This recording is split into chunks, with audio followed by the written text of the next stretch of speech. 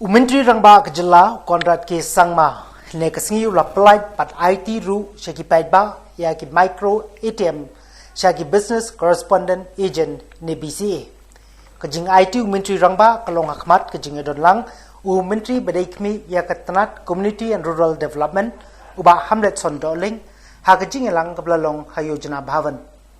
kajing tmu halendet kajing pelait pat IT shaki paitba ya kini kikor lum bat ai pisa kalong ban plila ya ki pai ba nong song snong ha ki thain nong kendong ba kenang ban pelang ne ban kun chau kendiap yala ka pisa ka pilain ka jongki bat ki bang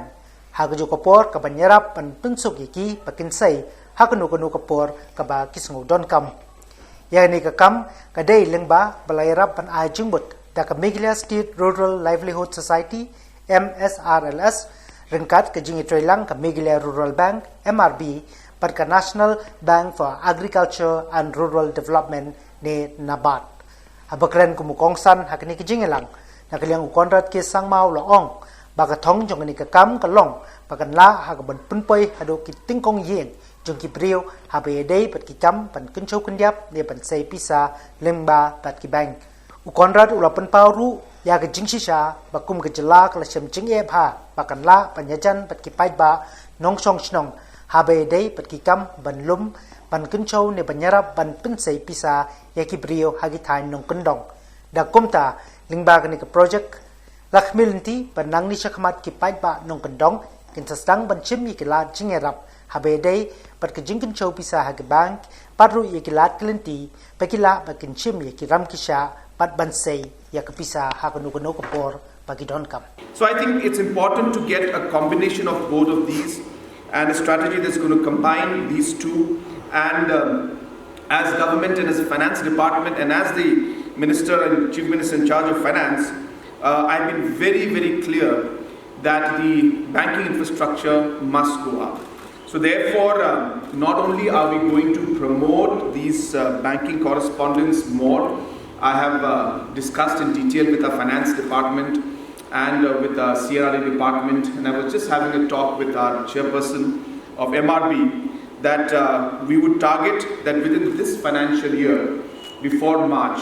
another 200 banking correspondents must come out, minimum that is. So whatever financial support needs to be given, whatever training that needs to be given, as a government we are committed to do that. And I would be very happy if this process would continue with MRB and with MSRLS and NABARD, and we can push through and get a minimum of at least another 200, which is not enough, but it's not easy to set this up. It requires a lot of work to be put in, but that would be a minimum target that we are trying to achieve, and I'm sure that this will help and really ease the overall situation that we're facing. Now, why is this important in today's world? Number one, it is important because of the fact that we do need banks. Now everything is becoming online. Almost everything is becoming DBT, that is direct benefit transfer. So you're seeing that even Government of India schemes are directly going into the beneficiary's account. Now in most cases you will find the beneficiaries have to sometimes spend more than what they actually end up getting, just to travel to those banks many a times to realize that the money has not been credited to the account yet. So if not all, they end up losing 20-30% of the amount that they actually were supposed to get, which really is sad and really unfair. And the energy that they need to give,